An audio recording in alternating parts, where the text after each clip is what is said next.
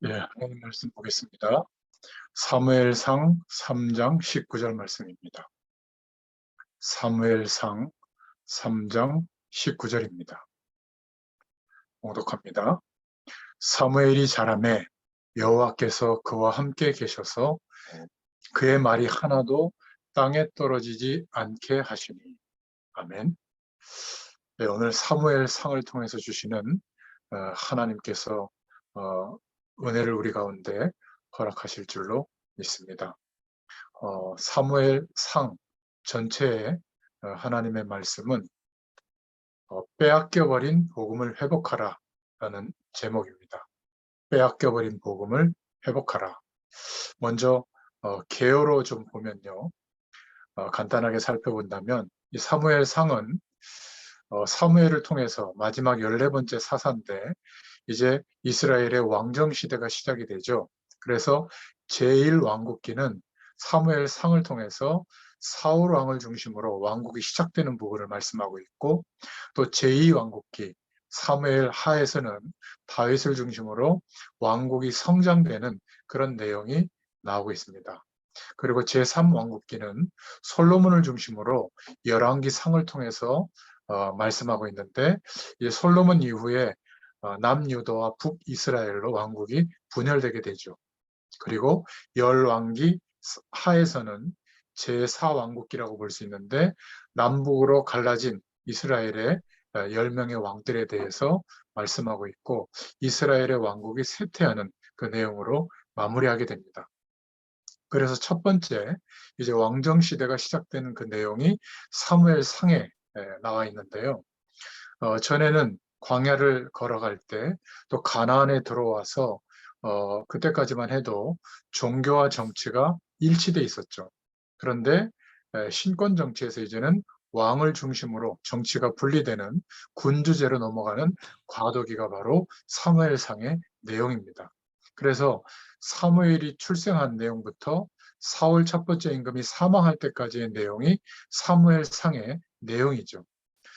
마지막 사사였던 사무엘의 이야기가 사무엘상 1절부터 8절까지 나와 있고요.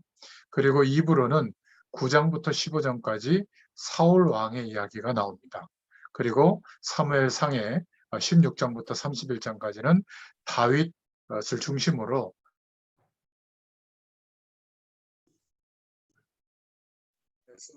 주시는 하나님의 말씀의 가장 중요한 부분이 바로 빼앗겨버린 복음을 회복하라. 이 부분을 좀 말씀을 나누도록 하겠습니다. 먼저 본론으로 들어가기 전에 서론으로 생각해 볼 것은 우리 청년, 전문인, 산업인들은 참 중요한 하나님의 부르심을 입은 사람들이죠. 이미 예수 그리스도 안에서 저와 여러분은 이 축복을 받았기 때문에 오늘이 너무 중요합니다. 하나님의 약속하신 인생의 방향과 부르심 앞에 그 하나님이 하실 것이 믿어진다면 오늘이 굉장히 중요하죠. 그래서 실패하는 사람들의 특징이 세 가지가 있는데, 첫 번째는 혼자 있는 시간이 의미가 없죠. 그러다 보면 자꾸 사람들 앞에서만 이중인격으로 살아야 됩니다. 안 돼도 되는 척 해야 되고, 또 안 해도 기도하는 척 해야 되고, 이런 이중인격이 되기가 쉽죠. 하나님이 함께 하시는 이 축복을 누리는 가장 중요한 내용이 기도인데, 기도를 모르면 사실은 아무것도 모르는 거죠. 지금까지 제 자신도 경험한 것 중에 제일로 진실할 수 있는 시간이 기도인 줄로 믿습니다. 저는 그렇게 생각합니다. 내 인생의 고백을 사람에게 다 꺼낼 수가 없습니다. 어떤 면에서는 부부끼리도 그런 내용이 다 얘기될 수가 없죠. 친한 친구하고도 안 통할 때가 있고요. 그래서 가장 내 인격과 중심을 조절할 수 있는 시간이 기도인 줄로 믿습니다. 우리가 자칫 잘못하면 죽을 때까지 이런 하나님의 영원한 축복을 모르고, 그러니까 사람들 앞에 서서 보여지는 모습을 관리하는 이중인격으로 살아야 될 때가 많습니다. 그렇게 될 수 있거든요. 하나님은 너무나 많은 계획을 가지시고 우리를 인도하고 계시는데 우리가 모르고 있을 때가 많게 됩니다. 그래서 실패한 사람들의 특징을 보면 이런 하나님의 축복을 누리는 의미가 없다 보니까 거의 혼자 있는 시간에 대한 중요성과 의미를 잃어버리죠. 늘 일 속에서 사람들과의 만남 속에서 그 속에서만 살려고 하는 겁니다. 여러분, 청년 전문인 산업인 그냥이 아니라 복음 가진 청년, 복음 가진 전문인, 복음 가진 산업인들은 혼자 있는 시간을 잘 가지시길 바랍니다. 사무엘도 그랬고 다윗도 그랬습니다. 이게 하나님의 인도를 받는 굉장히 중요한 열쇠입니다. 두 번째, 실패한 사람들의 특징은 자꾸 행복을 멀리서 찾으라고 하는 겁니다. 여러분 기억하세요. 하나님이 우리에게 허락하신 행복과 하나님의 축복은 가장 가까이에 있습니다. 시간, 우리가 머무는 장소, 하는 일, 만남, 사건 속에 있습니다. 이것을 모르면 세 번째로 실패하는 사람들의 특징은 자꾸 다른 것을 찾게 돼요. 오늘 허락하신 하루의 삶 속에 많은 것들이 들어있거든요. 참 그렇죠.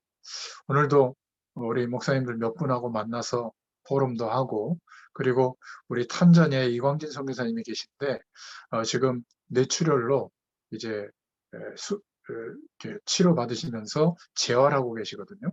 오늘 한 해가 가기 전에 한번 찾아뵈야 되겠다 싶어서 수원에 그 재활병원에 다녀오는데 참 기뻐하시더라고요. 요즘 뭐 다시 코로나가 많아져서 막 이 무슨 검사도 받아야 되고 확인증도 내야 되고 막 복잡해요. 그러다 보니까 찾아오실 분들도 못 오시고 그랬나 봐요. 기뻐하시더라고요.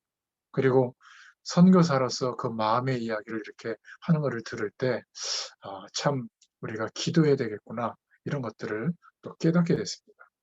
여러분, 오늘 속에 하나님이 가장 중요한 축복과 사명을 감당할 수 있는 은혜들을 허락해 주시는 줄로 믿습니다. 그래서 하나님 안에서 성공하는 사람들의 특징은 가장 가까운 데서 오늘 최고의 행복을 찾아내서 응답받은 사람들이에요.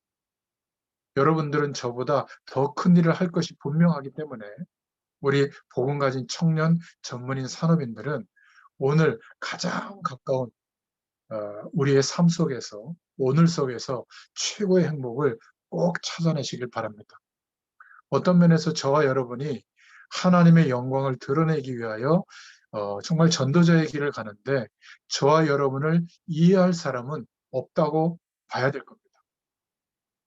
우리의 사역과 우리의 삶의 응답이 커지면 커질수록 이해하지 못하는 사람들이 아마 더 많아질 거예요. 그래서 우리가 하나님 앞에서 오늘 전도자로서 최고의 행복을 꼭 찾기를 바랍니다. 제일 가치 없이 보이지만 하나님 앞에 기도할 때가 제일 이 축복을 누리는 때인 줄로 믿습니다. 하나님을 바라보기 시작하면 이 기도는 계속 굉장히 발전되어집니다. 바로 사무엘과 다윗이 이 기도에 최고의 행복을 누리는 사람이었죠. 그리고 복음 안에서 성공한 사람들의 특징 두 번째가 아무것도 아닌 것처럼 보이는 매일매일 반복되는 삶인데 거기에서 하나님의 영광을 드러내는 최고의 작품을 만들어냈습니다. 이 사무엘 상하 기록이 사무엘을 통해서 나타나게 된 것이죠. 다윗은 양을 치는 그 일을 통해서 하나님의 영광이 모든 메시아 대망 사상이 끊어진 그 가나안 땅에 일곱 족속 31 왕들에게 전달되도록 한 오고 오는 후대까지, 즉 세계의 이 축복을 전달한 그런 축복을 누리게 됐죠. 대단한 일을 한 게 아닙니다. 세 번째, 복음 안에서 성공한 사람들의 특징은 자기 현장에서 뭘 했는가 하면 최고의 준비를 했습니다. 우리의 현장에서 가장 중요한 준비가 뭐죠? 믿음 준비입니다. 우리를 부르시고 구원해 주시고 그리스도의 능력과 하늘 배경의 축복을 누리게 하셔서 우리의 인생을 통해서 이루실 허락하신 사명, 세계복음화의 그 방향이 완벽하게 하나님께서 이루실 것을 믿는 믿음을 우리의 삶 속에서 오늘 그 준비를 할 수 있도록 하나님께서 기회를 주시는 줄로 믿습니다. 교통사고를 당하는 사람들의 통계가 나왔는데 놀러 가는 사람들에게서 제일 많았대요. 일하러 가는 사람들에게 난 것보다 주로 놀러 가는 사람들에게 대형 버스가 넘어져서 사고가 나고 막 그런 일들이 많답니다. 왜냐하면 마음이 들떠서 뭔가 자기 삶 속에서 가장 가까운 곳에서 찾는 것이 아니라 멀리서 뭔가 찾으려고 하다가 그런 일을 당한다고 하는 거죠. 어디 재밌는 게 없나? 어디 좋은 게 없냐? 그래서 사고 속에 꼭 그 자리에 놓이게 된다고 합니다. 여러분, 우리는 오늘 사무엘상의 말씀을 통해서 다윗은 정말 영적인 지도자 사무엘을 통해서 기도를 배웠습니다. 이새의 집에 찾아와서 이 소년 다윗에게 미래를 알려주고 안수해 주는데 사무엘상 3장 19절에 보니까 여호와의 신이 충만했다. 그리고 그 이후로 사무엘이 하는 기도는 하나도 땅에 떨어지지 않게 하셨다. 이렇게 기록되어져 있거든요. 사무엘을 통해서 하나님의 배경을 우리는 기도를 배운 겁니다. 그리고 사무엘을 통해서 그 시대가 왜 재앙이 임하고 전쟁 속에 놓이게 됐는지, 왜 블레셋에게 무시당하고 있는지, 바로 언약궤의 중요성을 놓친, 그렇죠? 엘리 제사장도, 그 아들 제사장들도 언약궤가 그냥 부족처럼 여기는, 오늘 이 시대에도 예배는 드리고 교회를 중심으로 우리가 신앙생활을 하지만 그것이 세상의 어마어마한 배경보다 굉장히 빈약하고 작게 보이는 시대, 그 시대를 사무엘을 통해서 보게 된 거죠.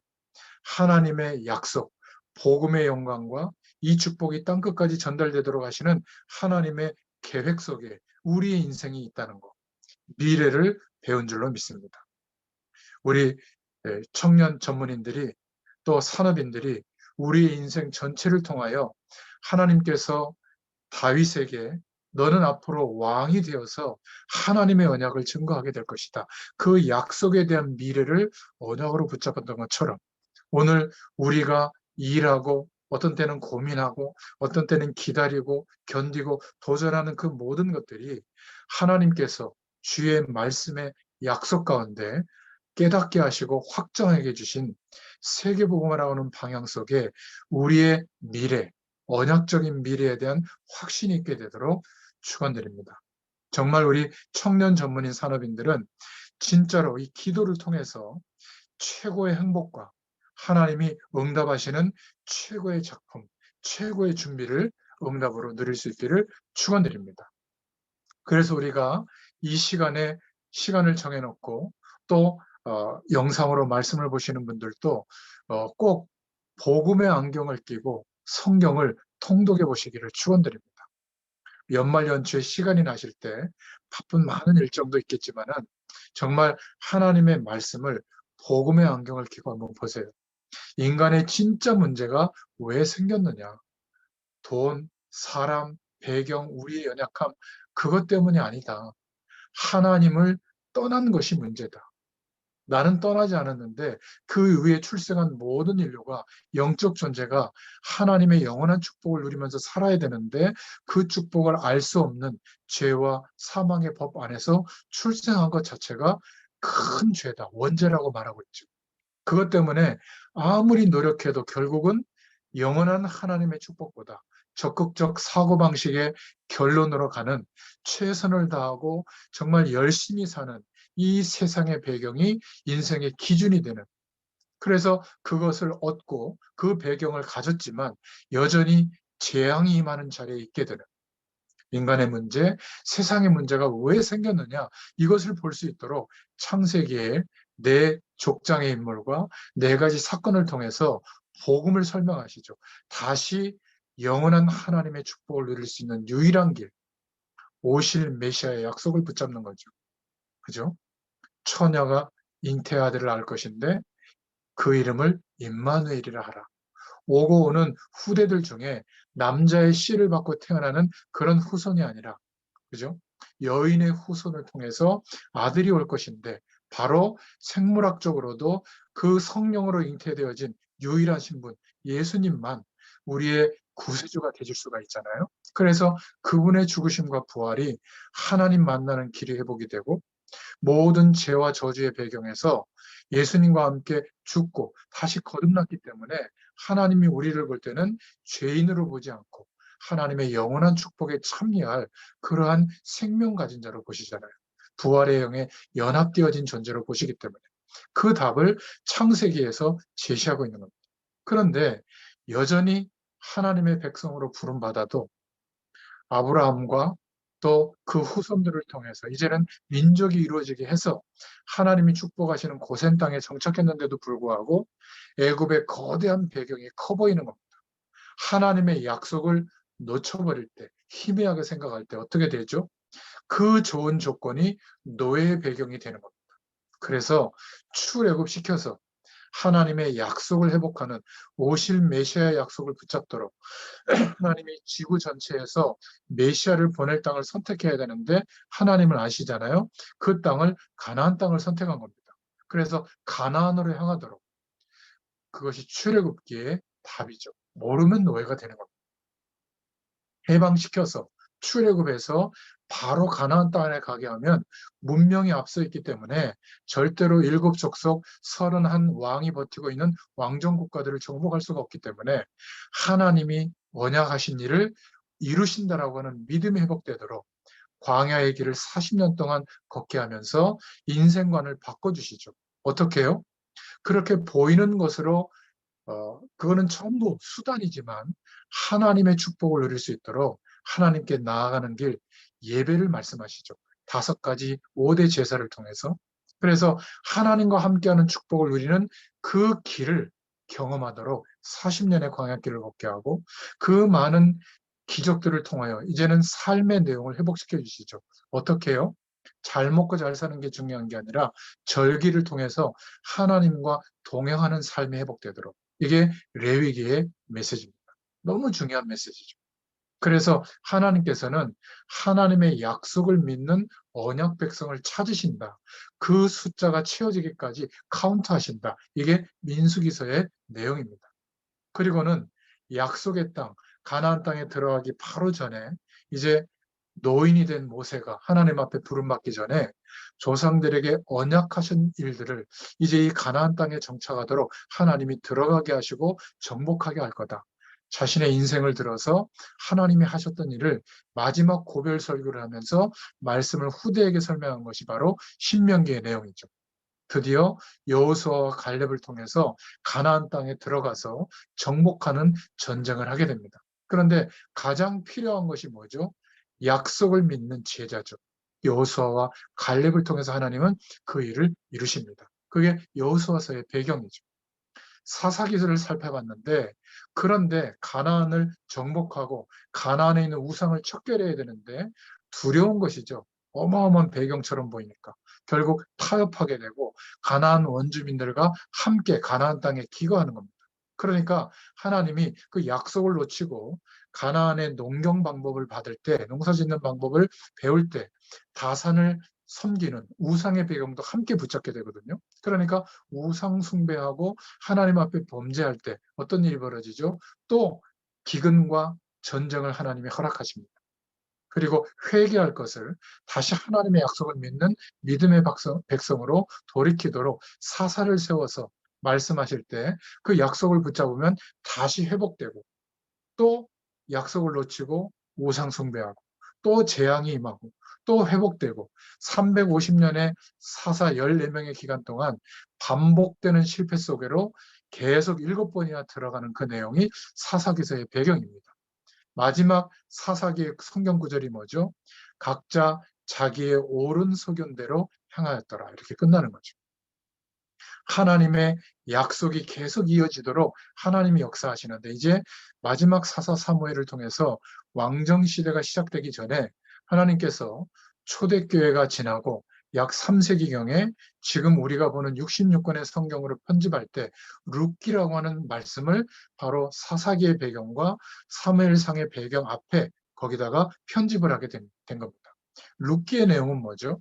아무도 가나안 땅에 하나님이 원하시는 선교 사상을 갖지 않았을 때 그냥 대적으로만 생각하고 적으로만 생각한 거죠.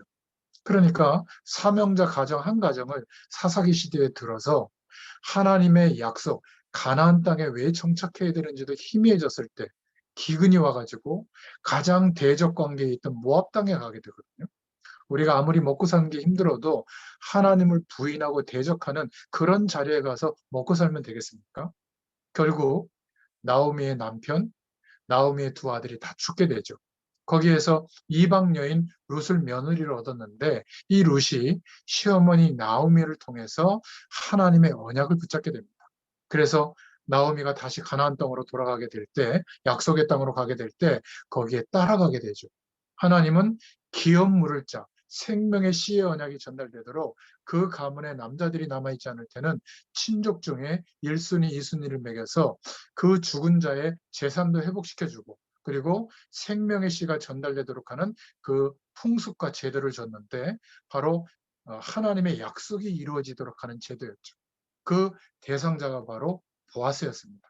그래서 보아스를 통해서 룻이 이제 결혼을 하게 되고 거기에서 낳은 인물이 오벳이죠. 바로 이 오벳의 아들이 이세인데 그 이세를 통해서 오늘 다윗 임금이 이제 세워지게 되는 과정이 사무엘상에 나오게 됩니다.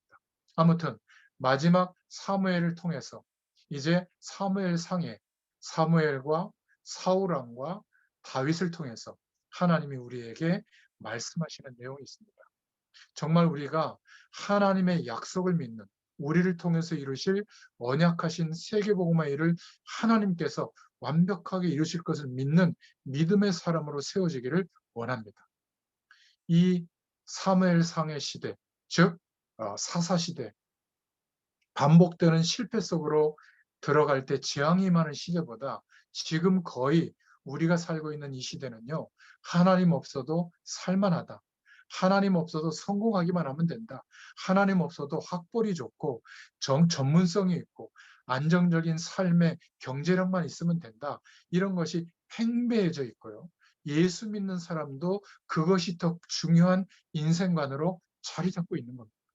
이 시대에 하나님이 우리를 영적 사사로 사무엘처럼 또 사울 임금의 그런 언약을 놓치는 모습을 보게 하시고 다윗을 통해서 하나님이 회복시키는 그 응답을 누리게 하시는 줄로 믿습니다. 자, 그렇다면 제가 이렇게 말씀을 정리할 때 본론의 일대지는 1세대, 부모 세대가 붙잡아야 될 하나님의 말씀, 그 관점으로 한번 정리를 하고요. 큰 두 번째로 청년 전문인 산업인들이 알아야 할 하나님의 말씀, 이런 관점으로 각 권을 정리하고 있는데 성경 66권을요. 오늘 1번은 여러분 그 구독, 유튜브에 들어가서 누르셨다면 다른 다락방에서 특히 이렇게 전체 메시지를 함께 나눴던 그런 내용, 또 일대지를 나눴던 내용이 있으니까 참고하시고요. 오늘은 두 번째 대지부터 본론을 보겠습니다. 청년 전문인 산업인들이 알아야 할 사무엘상의 말씀. 인물을 중심으로 한번 정리해 봤는데요. 사무엘상 3장 1절부터 18절에 사무엘을 통해서 주시는 하나님의 말씀입니다.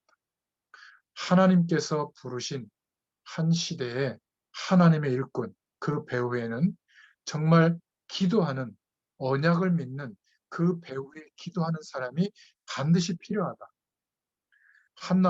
어머니 한나가 정말 육신적인 기도 속에만 있을 때는 하나님의 계획도 잘 몰랐죠. 하나님이 응답하시지 않자 사무엘상 1장 1절부터 11절에 보니까 깨닫게 된 겁니다.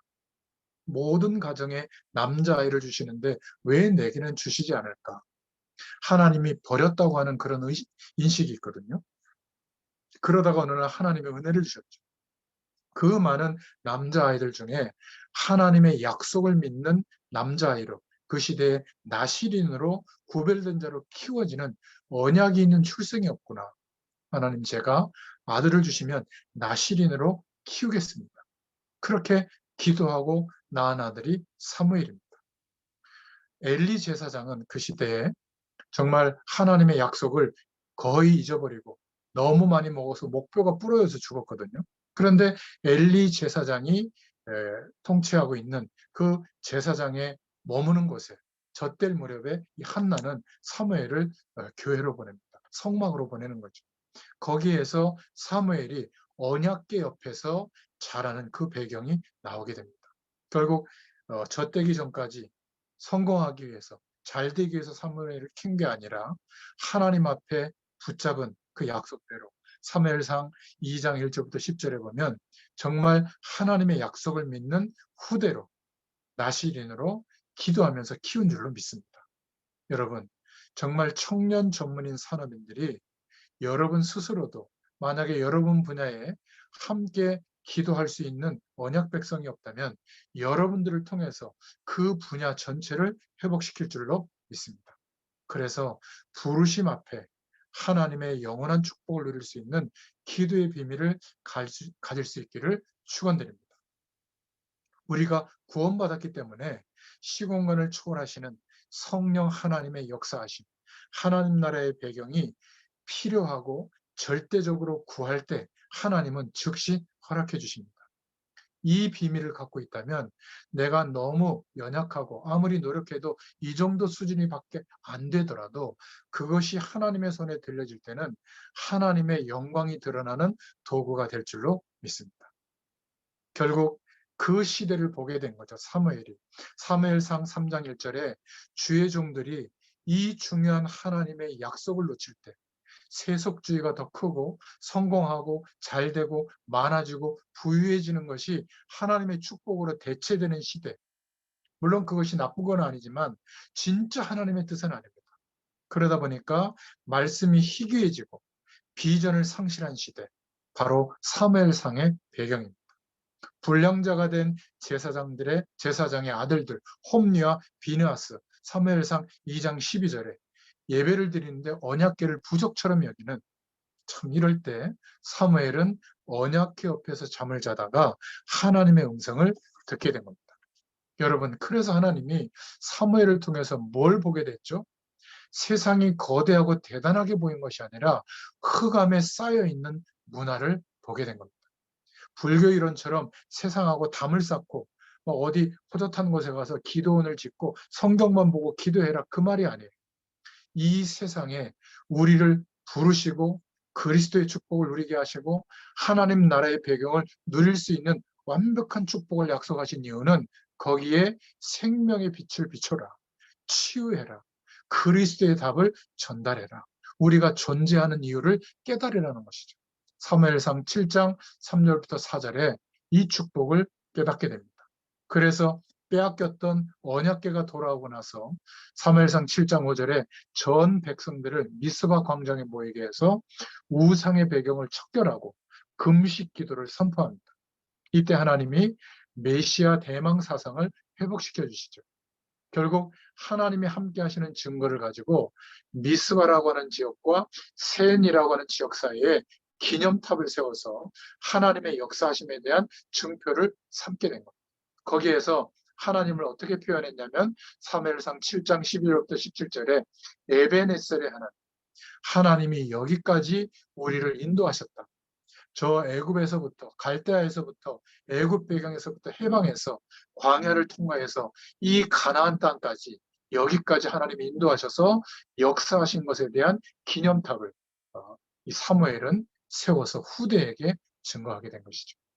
저와 여러분도 왜 내가 존재해야 되는지, 왜 내가 이 전문 분야에서 일하고 준비하는지, 또 산업활동을 하는지 분명한 이유가 있게 되기를 축원드립니다.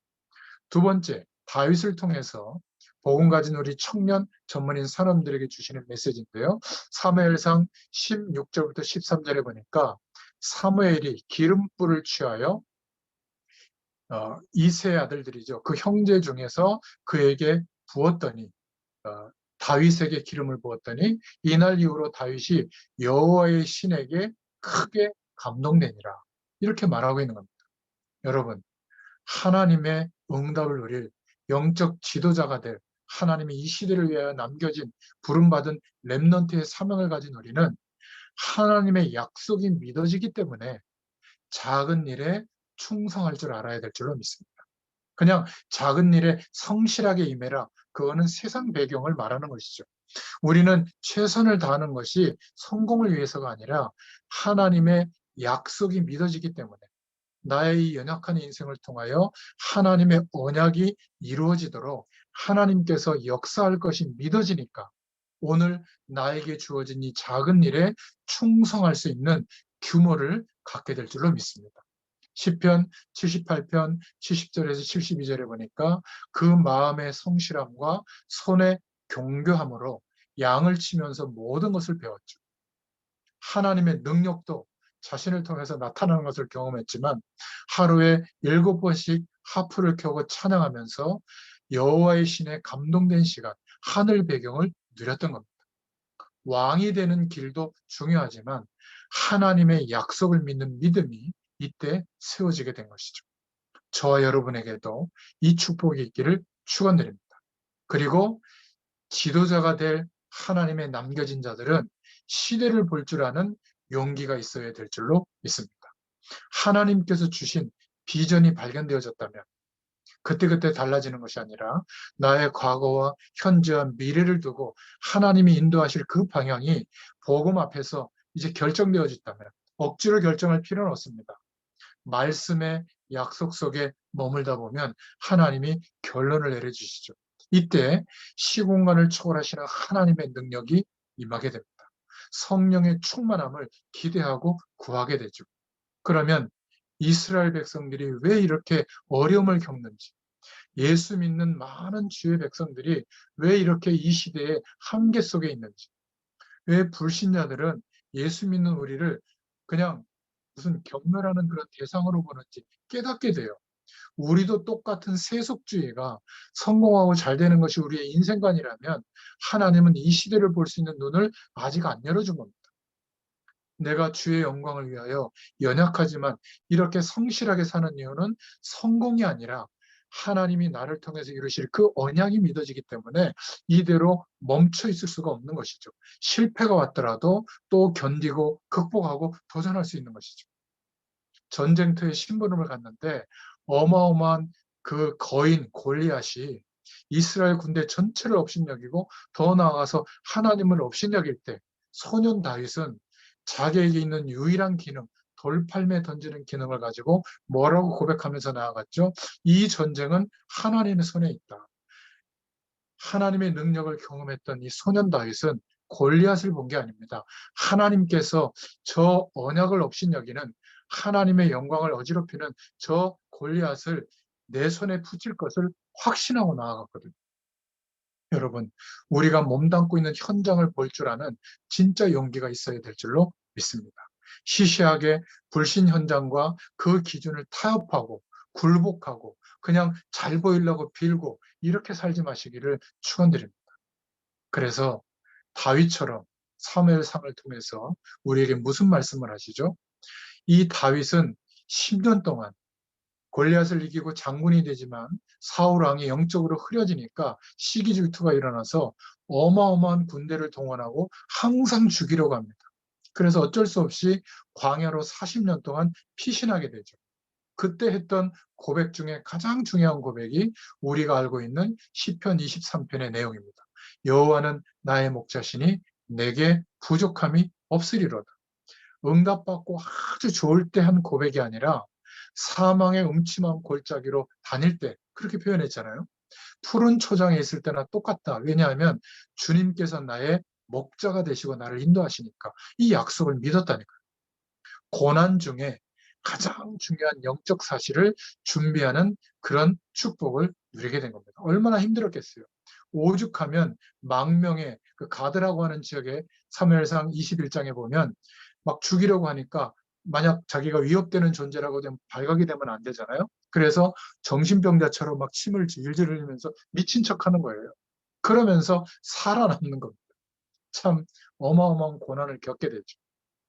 그래도 사울 왕을 죽일 기회가 2번이나 있었는데 하나님께서 세운 왕이라고 생각하고 죽이지를 않게 되죠. 하나님은 다윗이 훌륭해서가 아니라 엄청난 실수와 범죄도 저지릅니다. 이렇게 고난을 겪어요.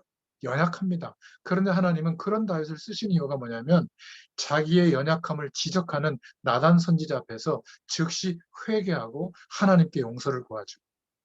우리가 대단히 준비되고 완벽해서 하나님이 쓰시는 게 아닙니다. 연약한 다윗이었지만 끝까지 자기 인생을 통해서 이루실 하나님의 약속을 믿었고 자기의 능력, 왕 때문이 아니라 결국 하나님의 보좌의 축복을 체험했던 그 능력을 믿었던 것이죠. 여러분, 여러분 중에는, 이 말씀을 듣는 여러분 중에는 성공한 분도 계실 겁니다. 그 반열에 들어가고 있는 분도 있을 거예요. 하나님의 계획을 붙잡을 수 있기를 축원드립니다. 하나님의 계획은 언제 알게 되죠? 기도할 때 알게 됩니다. 그냥 기도가 아니라 하나님이 성경 각본을 통해서 말씀하시는 내용들이 있거든요. 그것은 성경을 한번 통독을 해보시면 깨닫게 돼요.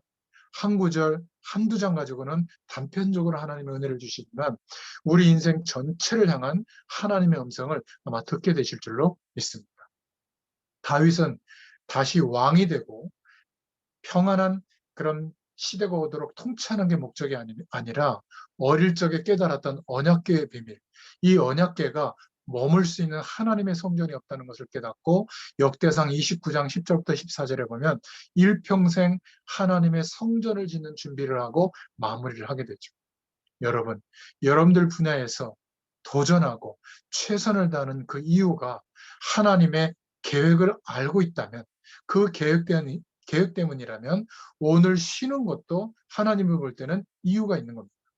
오늘 어려움을 견디고 하나님께 기도하는 그것이 전부 길이 될 줄로 믿습니다. 사무엘상을 통해서 주시는 세 번째 인물에 대한 메시지가 사무엘상 20장 23절입니다. 요나단이죠. 이 요나단은 사울 왕의 아들입니다. 뭐라고 말하냐면 23절에 너와 내가 말한 일에 대하여는 여호와께서 너와 나 사이에 영원토록 계시느니라. 이렇게 하나님의 약속을 알고 있던 요나단이었습니다. 여러분, 하나님의 부르심을 받은 청년 전문인 산업인 여러분들은 조그마한 일에 시기와 질투와 소심한 마음을 갖지 않기를 축원드립니다. 이게 사단의 전략이거든요. 사단이 첫사람 아담과 하와를 하나님의 영원한 축복보다 하나님처럼 될 수 있다라는 것으로 속이니까 선과 악을 알게 되고 막 눈이 밝아지는 게 하나님의 약속 속에서 누리는 축복보다 더 대단하게 생각하도록 속인 거거든요. 여러분, 시기와 질투가 일어나는 것은 하나님의 약속이 믿어지지 않아서 오는 일들입니다. 소심한 것 때문에 막 뭐라고 그럴까요? 막 이렇게 조바심을 내고 상대방을 공격하고 막 나의 아주 작은 것들을 과대포장하는 것은 바로 하나님의 언약이 믿어지지 않아서 그래요. 하나님의 어마어마한 시대적인 부르심 앞에 우리가 있다는 것이 믿어지면 연약하고 부족해도 더 하나님의 능력을 구하게 되어 있죠. 사단의 전략을 알고 영적으로 싸우시길 바랍니다. 이 사울 왕이 처음 왕으로 사무엘에게 선택될 때는 겸손하고 하나님의 약속을 사랑하던 사람이었어요. 그런데 왕권이 강화되고 힘이 있다 보니까 그 배경을 가지고 자기가 있는 배경이 천년만년 갈 것처럼 그거를 잃어버리지 않으려고 백성들의 마음이 다윗에 이렇게 가니까 시기하게 된 거죠. 사무엘상 18장 7절부터 8절에 백성들이 막 칭송하는 말을 듣고 결국은 악신이 들리게 됩니다. 나중에는 어떻게 됐죠? 제사장이 와서 사무엘이 와서 그 제사를 주관해야 되는데 블레셋과의 전쟁에서 밀리지 않으려고 자기가 막 제사장도 안 하는데 제사를 집행합니다. 하나님의 언약을 완전히 소홀히 여기고 말이죠. 그리고 그 블레셋들을 정복하라고 하는데 그 말씀을 듣지도 않고 타협하는 장면이 나와요. 그때부터 하나님이 사무엘에게 영을 걷어가 버리죠. 사무엘도 버리게 됩니다. 그때부터 사울 왕은 막 악신이 들릴 정도로 타락하게 됐죠. 참 안타깝습니다. 그런데 그 아들 이 사무엘이 말이죠. 하나님의 뜻을 볼 줄 알았습니다. 여러분, 우리는 하나님의 뜻을 볼 줄 알고 하나님께서 정말 믿음을 가지고 인도받는 전도자들, 주의 종들과 우리 선교사님, 또 현장에서 이 복음 때문에 생을 거는 평신도 전도자들, 이들을 볼 줄 아는 눈이 열려져야 될 줄로 믿습니다. 사무엘상 19장 1절부터 10절에 보면 이 요나단이 사울 왕과 다윗 사이를 끝까지 중재하려고 했고요. 또 사무엘상 20장 12절 17절에 보면 다윗을 생명같이 사랑했습니다.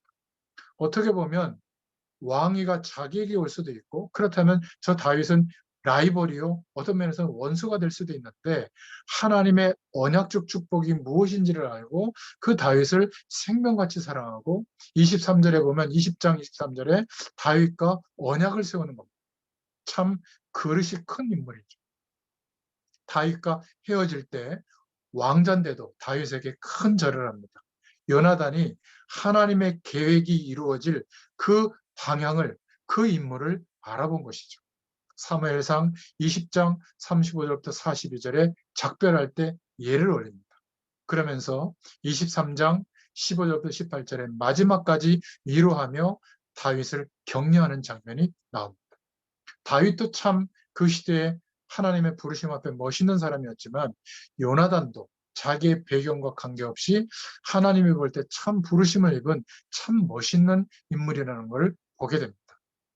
다윗은 요나단은 어떤 면에서 다윗보다 더 큰 인물이라고 볼 수가 있죠. 왕자로서 오히려 평민을 섬겼고요. 그리고 그 많은 배경보다 하나님의 계획을 하는 믿음을 가졌습니다. 그리고 그 시대에 하나님이 사용하시는 다윗을 알아볼 정도로 그릇이 컸죠. 끝까지 다윗의 생명을 보호하려고 했던 것입니다.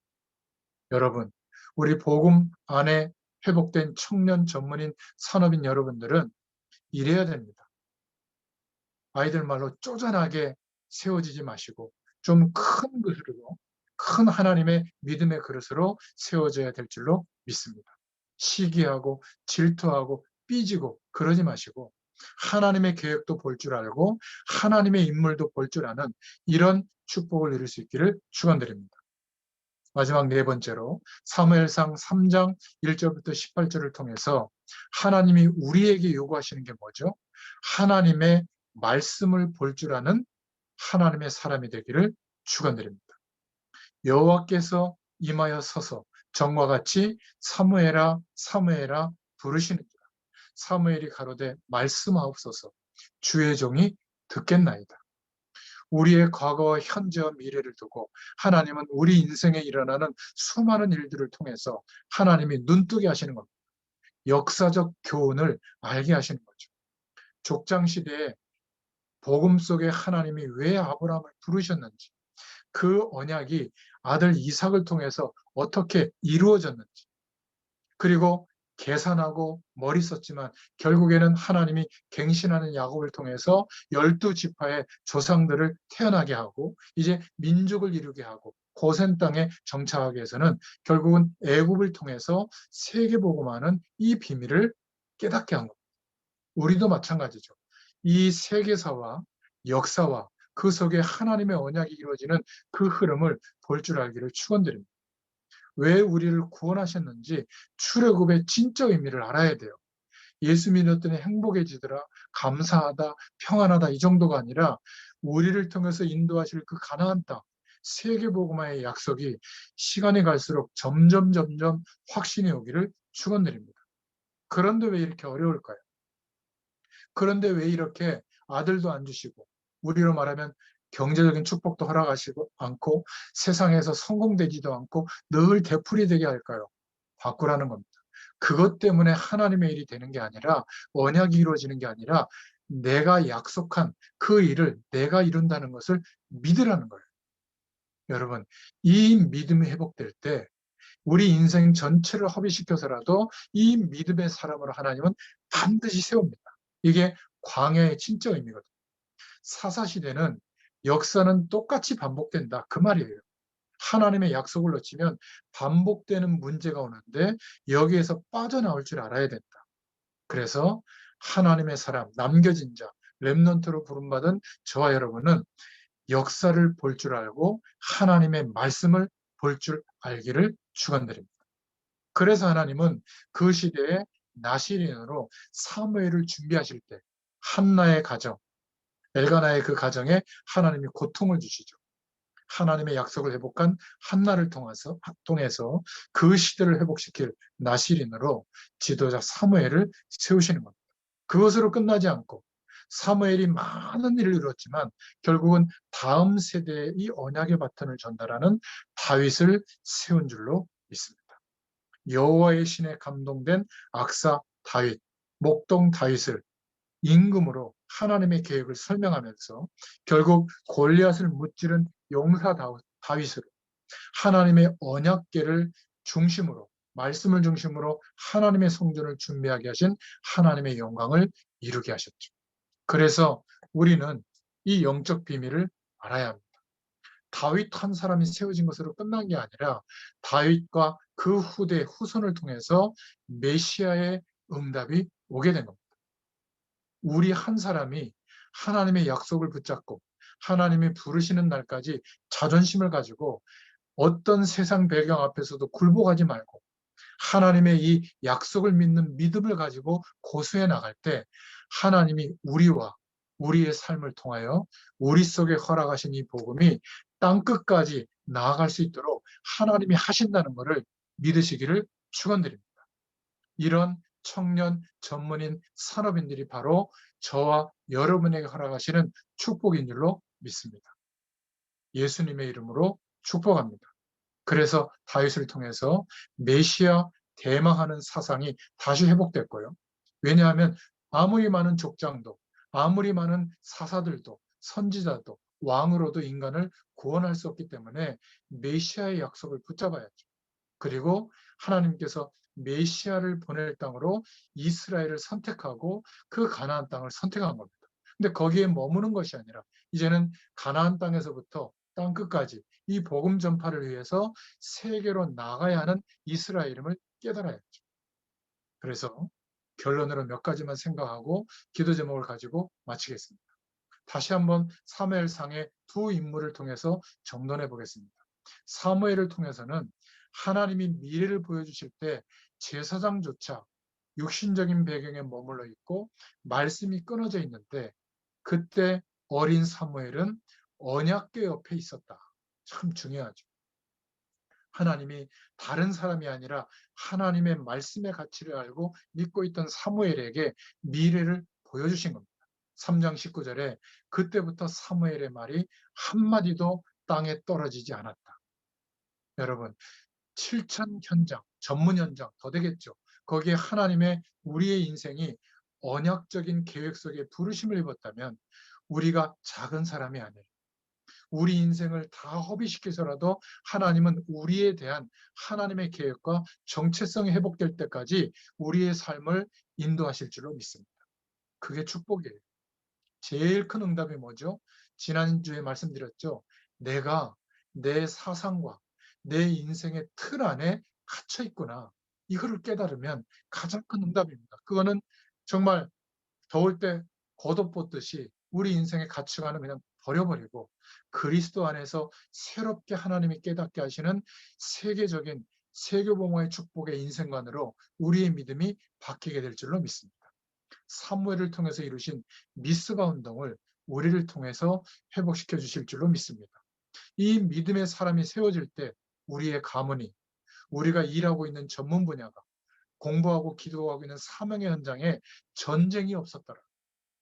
영적 세력이 발붙이지 못하고 하나님의 영광이 드러나게 될 줄로 믿습니다. 아무것도 아닌 것 같아도 우리를 통하여 후대에게 다윗과 같은 하나님의 응답을 누리는 그러한 인물을 허락하실 줄로 믿습니다. 다윗은 언약궤에 대한 중요성을 사무엘을 통해서 깨닫고 미래의 왕이 될 것을 알았죠. 삶의 모든 과정에 하나님의 계획, 성전에 대한 방향을 갖게 됐습니다. 8번이나 사무엘상을 읽어보면 죽음의 고비를 받는데 기억하세요. 하나님의 약속을 믿는 전도자는 하나님의 손에 있는 것이 확실합니다. 저 여러분 절대로 두려워하지 마세요. 우리가 대단해서가 아니라 죽음의 위기조차도 하나님이 우리에게 이 사명을 감당하라고 전도하라고 보호하십니다. 우리가 준비해야 될 것은 믿음이에요. 하나님이 하신다고 하는 믿음. 그리스도의 약속을 붙잡고 하늘 배경을 허락해달라고 기도해 보세요. 바로 이것이 하나님 앞에 실력을 준비하는 겁니다. 세상에 우리보다 월등히 훌륭하고 대단한 분들, 우리가 그 정도 수준이 안 되면 그분들의 문을 열어서 하나님의 일을 이루십니다. 그분들 가지고도 안 되면 우리의 작은 삶의 기름을 통해서 하나님의 능력이 나타나도록 하시는 거예요. 우리가 할 일은 믿음의 그레이드를 높이면 됩니다. 조금만 높이면 돼요. 그래서 오늘 우리 다음 세대에 우리를 통해서 영향받을 제자들에게 무엇을 가르칠 것인가? 다윗을 통해서 빨리 7가지를 정돈해 본다면 사무엘상 17장에 하나님의 약속이 믿어졌기 때문에 맡겨진 그 작은 일, 양 한 마리라도 잃어버리지 않았다. 이런 책임감과 실력을 전달할 수 있기를 바랍니다. 우리를 통해서요. 사무엘상 16장에 사무엘이 가르친 것이죠. 하나님의 말씀에 대한 언약의 방향과 왜 가나안 땅에 있어야 되는지, 그리고 그 다윗에 대한 미래를 사무엘을 통해서 전달하게 된 겁니다. 언약을 주고 너는 왕이 될 것이다. 세 번째는 어떤 어려움 앞에서도 흔들리지 않고 확신과 그 약속을 믿는 용기를 가졌죠. 어마어마한 골리앗 앞에서도 똑같았어요. 그리고 가장 어려움의 기간이 왔을 때 시편 23편의 말씀처럼 하나님의 약속을 믿고 기다리면서 가장 중요한 것들을 준비하며 응답받았습니다. 역대상 29장에 우리의 모든 삶을 다윗처럼 성전 짓는 준비, 우리의 삶을 통하여 하나님의 시대적인 계획이 있다는 것을 우리의 삶을 통하여 보여줄 수 있기를 바랍니다. 사무엘하 16장 5절부터 14절에 보면 아들인데도 자기를 죽이려고 하는 그런 어려움의 순간이 올 때도 있거든요. 다윗은 그때 뭘 생각했겠습니까? 저 아들에게 왕위를 줬다면 큰일 날 뻔했구나. 하나님의 언약은 관심도 없구나. 그리고 아도니아가 배반하는데 그것도 문제가 아닙니다. 하나님이 준비하신 왕이 누굴까? 왕 옆에 어떤 신하를 세워야 될까? 가장 절망적인 순간에 확실한 준비를 하게 된 줄로 믿습니다. 여러분, 인생의 나이는 참고만 하시고요. 가장 중요한 하나님의 시간을 우리에게 부어주신 줄로 믿습니다.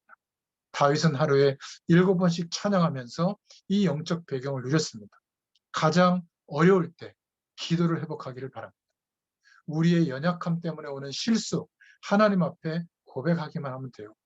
회개는 어렵게 하는 게 아닙니다. 하나님의 의를 힘입기 위해서 회개하시면 됩니다. 평소 때 가지고 있던 신앙, 그 믿음 때문에 하나님은 용서해 주셨죠. 그리고 자기의 노력보다 더 큰 하나님의 계획을 항상 생각한 겁니다. 여러분 기억하세요. 지금도 우리의 삶에 하나님의 성령이 임하시잖아요. 그러면 말씀을 가지고 미래를 말해줄 수 있는 답을 줄 수 있습니다. 상담이 그 사람에 대한 미래를 하나님의 말씀으로 알려주는 거잖아요. 신방은 뭡니까? 그 집에 가서 되어질 하나님의 말씀을 축복으로 말해주는 겁니다. 설교가 뭐죠? 이 시대를 향해서 일어날 하나님의 말씀을 전달해 주는 것이죠. 다 합쳐서 성경적인 전도운동이라고 하는 겁니다. 미래에 일어날 일을 내가 내 인생을 통해서 확인되게 하신 하나님의 증거를 붙잡고 전달하는, 정말 이것이 우리 인생의 이유라면 하나님이 보실 때는 많은 공무원보다 나라와 국가를 위해서 일하는 대통령보다 그분들도 중요한 일을 하지만 하나님이 볼 때는 시각이 다릅니다. 저와 여러분이 이 세상에서 가장 하나님의 일을 심부름하는 귀중한 일을 하는 한 사람으로 보시는 줄로 믿습니다.